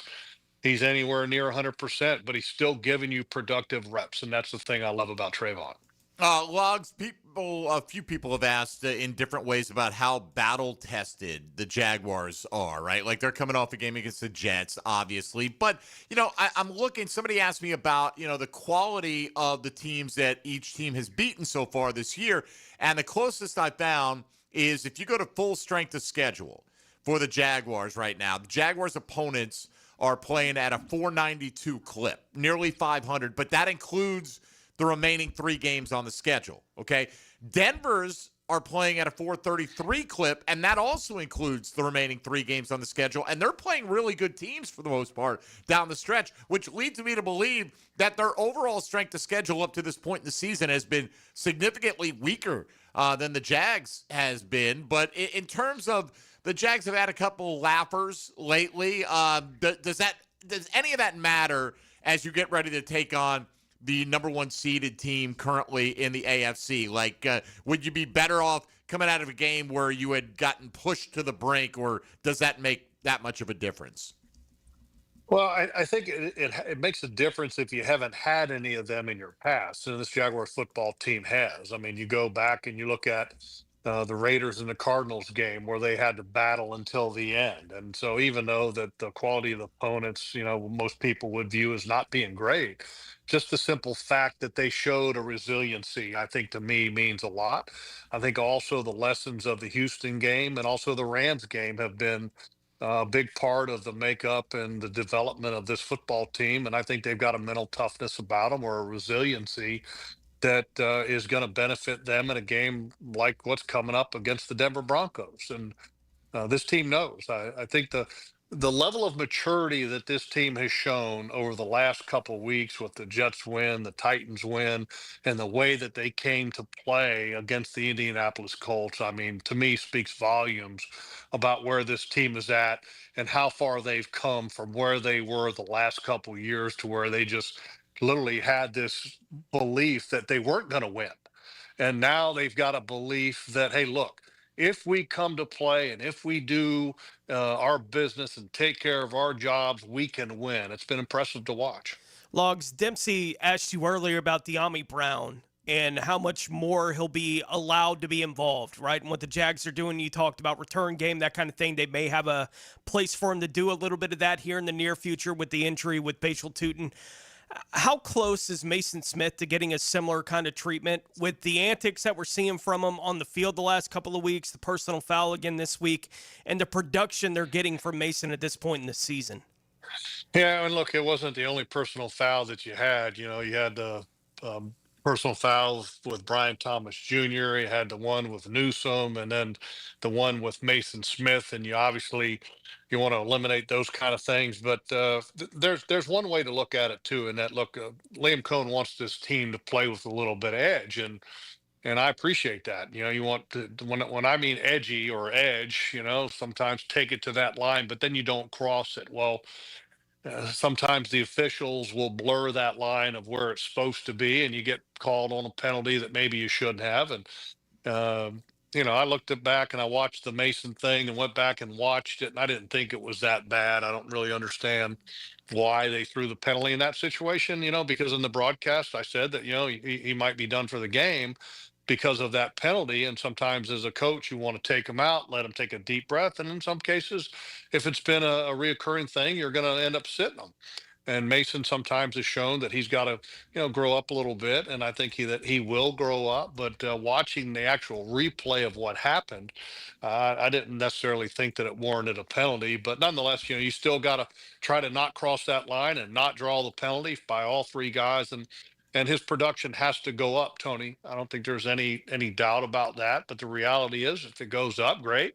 Then he's going to continue to earn a helmet and a jersey for game day.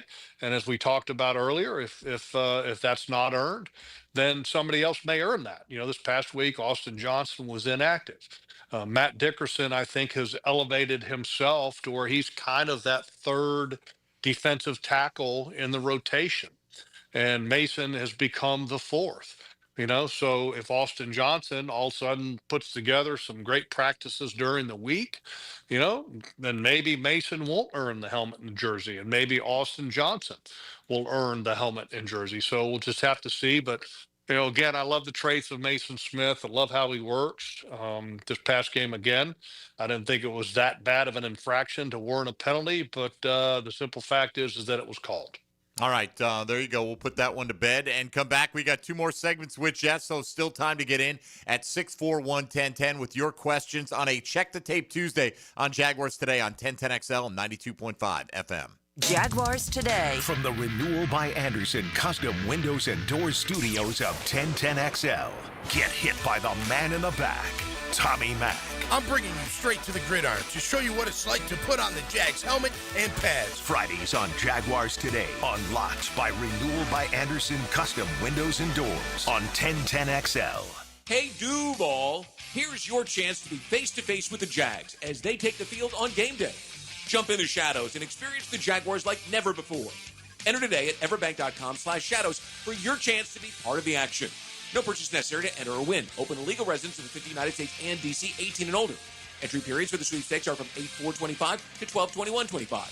For official rules and complete details, visit everbank.com/shadows. Sponsor and administrator, Everbank, N.A. member FDIC. Ready to upgrade your home? It's Renewal by Anderson's 31-day sale. Buy one, get one 40% off replacement windows and patio doors. Plus, 0 down, no payments, and no interest for 18 months, but this offer expires December 31st. Renewal by Anderson, proud partner of the Florida Gators. Visit bestwindowsflorida.com to schedule your free consultation. License number CGC 1527613. Jaguars Today Tuesday, kept pest-free by Julington Creek Pest Control.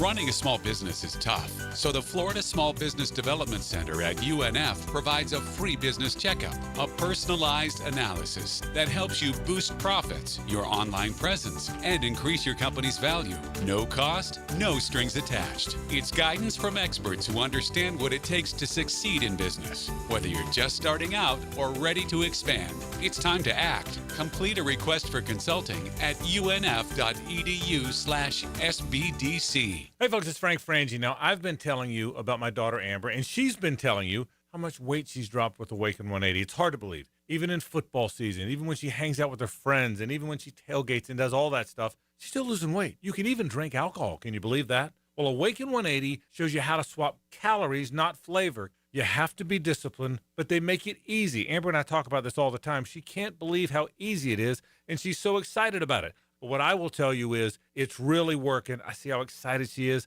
I see the look on her face. I see how her self-esteem has changed and her confidence. It's one of the greatest things that's ever happened with my daughter. and it means that much to me. Now, Awaken 180 programs are reimbursable with your HSA or FSA, and those HSA dollars expire December 31st. Don't leave money on the table. Call Awaken 180 today and kickstart your transformation before the new year. Call 844-346-1800. That's 844-346-1800, or go to awaken180weightloss.com. La playa is Spanish for the beach. If you can't remember that, the word Corona also works. Corona, La playa awaits. Happy holidays, Googans. Santa Dan here. It's the holiday season, and that means hopefully more off time with the fam. Need a solid gift idea for the spouse or a specific family member? Beaches Dermatology can ensure that your special someone gets a great gift that won't break the bank and won't go hidden in a drawer. Botox, skin treatments, you name it, they have it. Take care of that spouse of yours this holiday season with a gift from Beaches Dermatology. Call today or go online at beachesdermatology.com. If you need a holiday gift idea, let Kuhn Flowers handle it for you. This is Frank Frangie with 1010XL. Simply go online to kuhnflowers.com and look at the wide variety of floral and plant arrangements that will make someone's day this holiday season.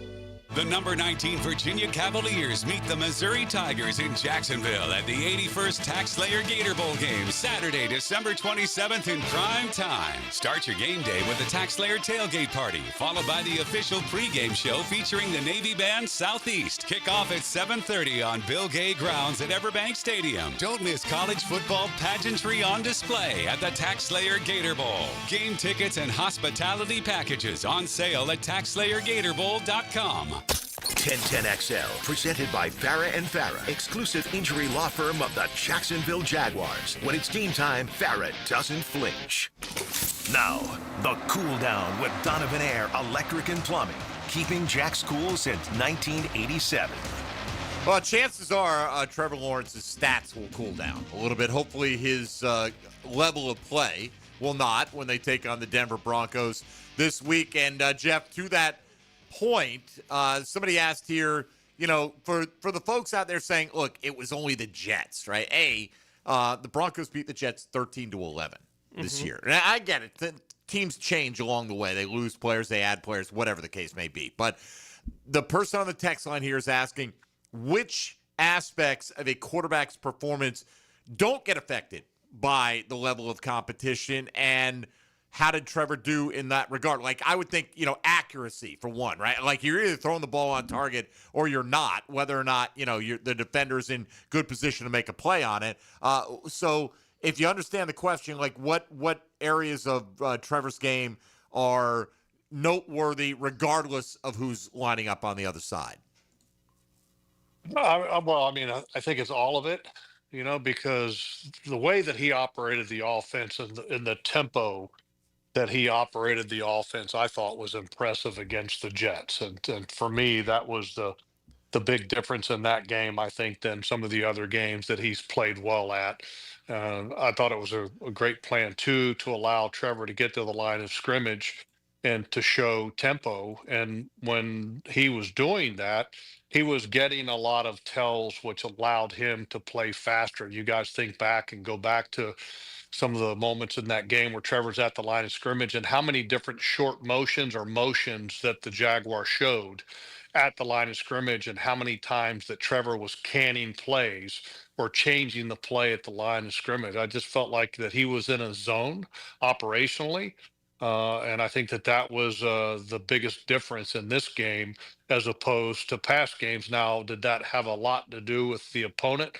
I think it always has something to do with the opponent from that standpoint. And the Jets right now are just struggling as a team. And when you come out and you start fast against a team, I mean, it's a huge emotional letdown. And it's hard to keep hope and it's hard to keep positivity. Unfortunately, I've been on some bad teams, and they were with the Jets, and it's a tough market when you're not playing well and you don't feel like you have any hope. And I just don't see how the Jets would come into a game on the road against a hot team, and then all of a sudden, the first two possessions of the team that you're playing, you're looking at a 14-0 deficit, and you're looking at the leader in your offensive huddle who's some undrafted rookie that hasn't got a start under his belt. Where do you find hope with that, you know?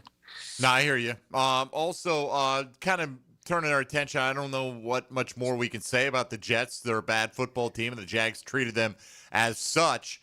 So when you look at this matchup coming ahead, what makes Sean Payton one of the better coaches, which he's considered to be? Obviously, he's won a Super Bowl, but do you have any particular feelings about what he does best that makes him a dangerous guy to match up with?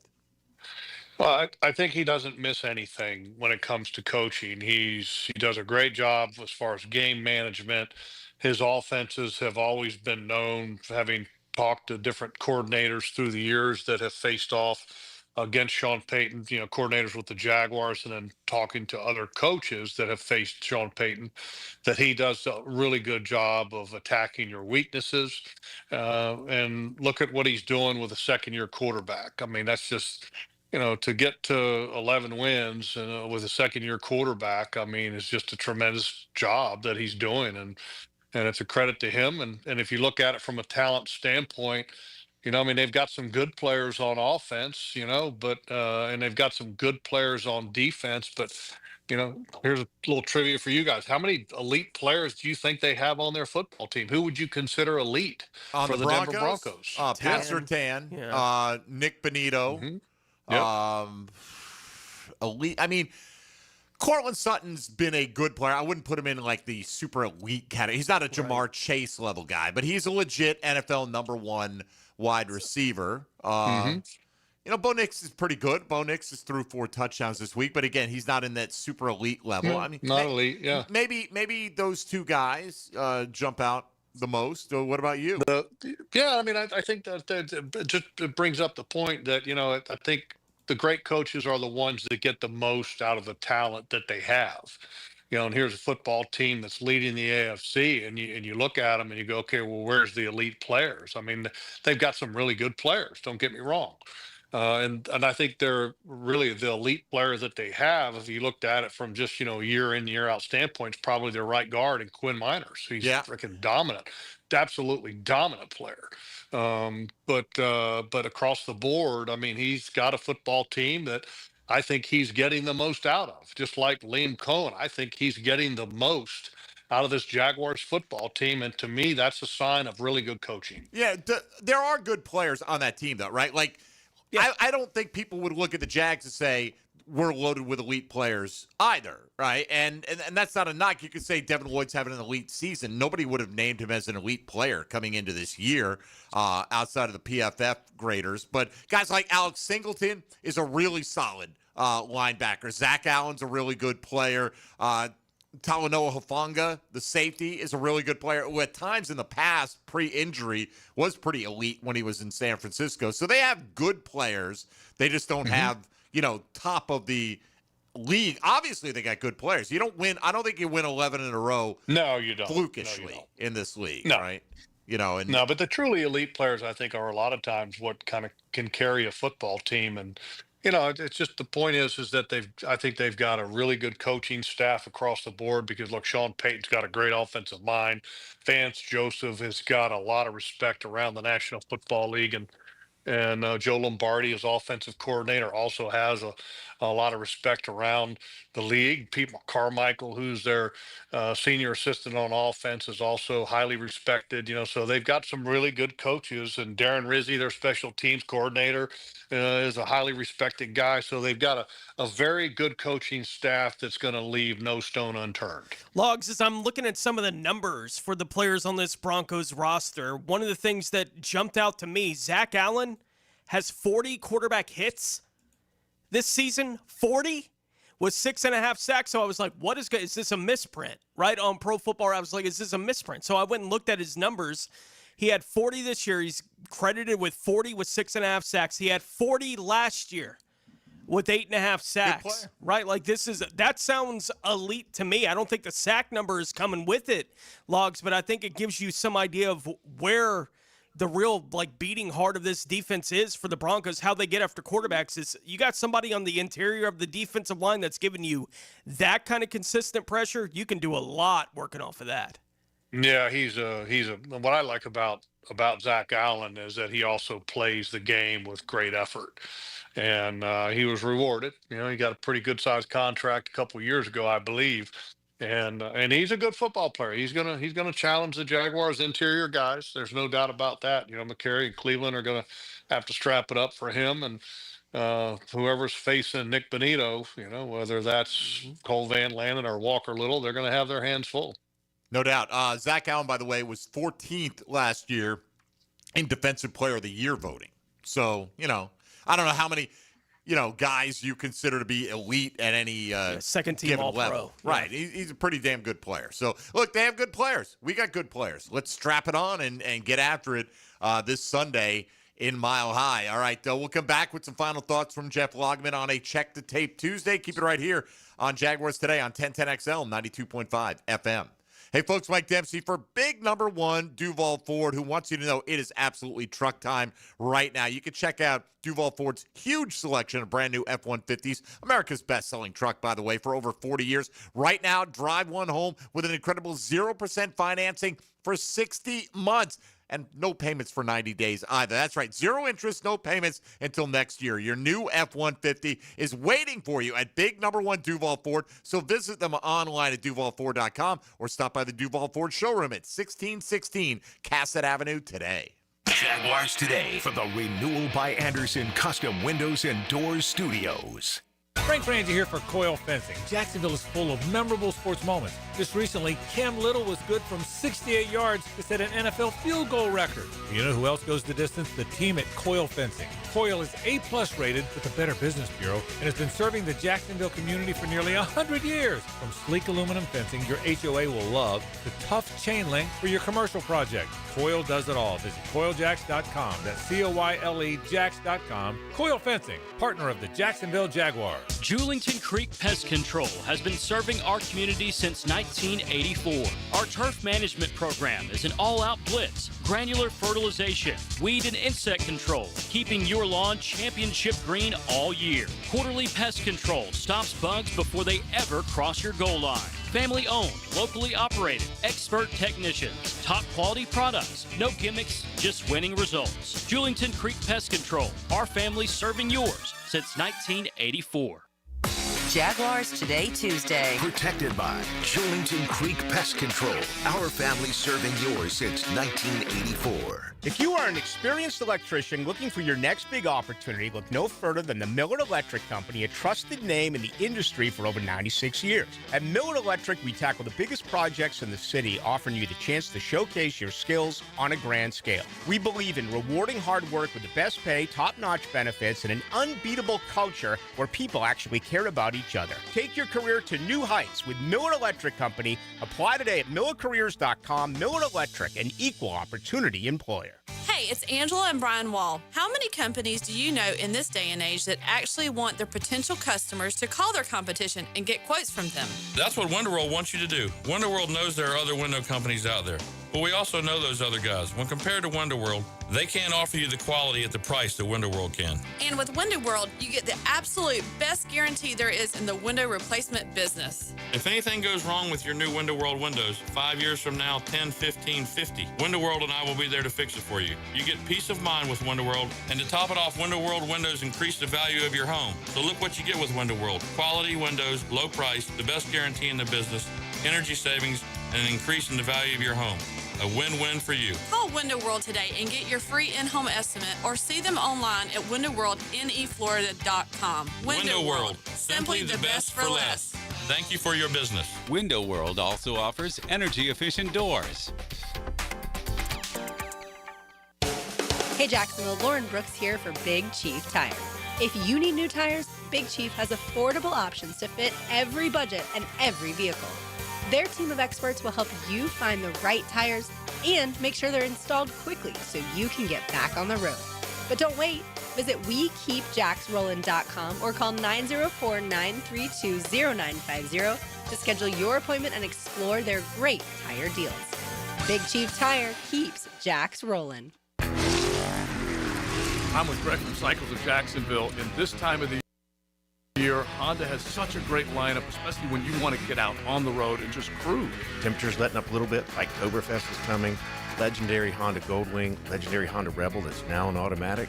Lots to choose from and lots of easy riding. And the price range and the size of the bike, you have a wide variety. We do, from entry points to the finest of the fine. All right, check them out. Cycles of Jacksonville on Atlantic near Regency or their Facebook page. 1010XL, presented by Farah and Farah, exclusive injury law firm of the Jacksonville Jaguars. Focused, fueled, fearless, Farah.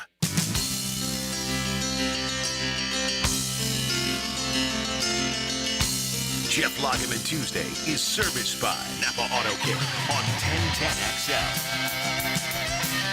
All right, checking the tape here, and it was a very fun tape to check. Obviously, the Jags dominate the Jets by 28 points and step up a major level of competition against the Denver Broncos this week. Jeff, in terms of, obviously the Broncos have won 11 in a row. They're the number one seed in the AFC right now. So very easy to make the case that they're the best team the Jags have faced this year, at least in the AFC, right? The Rams and the Seahawks notwithstanding, but the AFC contenders. But do you feel like Denver is head and shoulders above the rest of the teams that they have taken on? Like they played Kansas City when Kansas City was not beat all to hell to some degree, although they didn't have Rashee Rice. They played Houston a couple of times.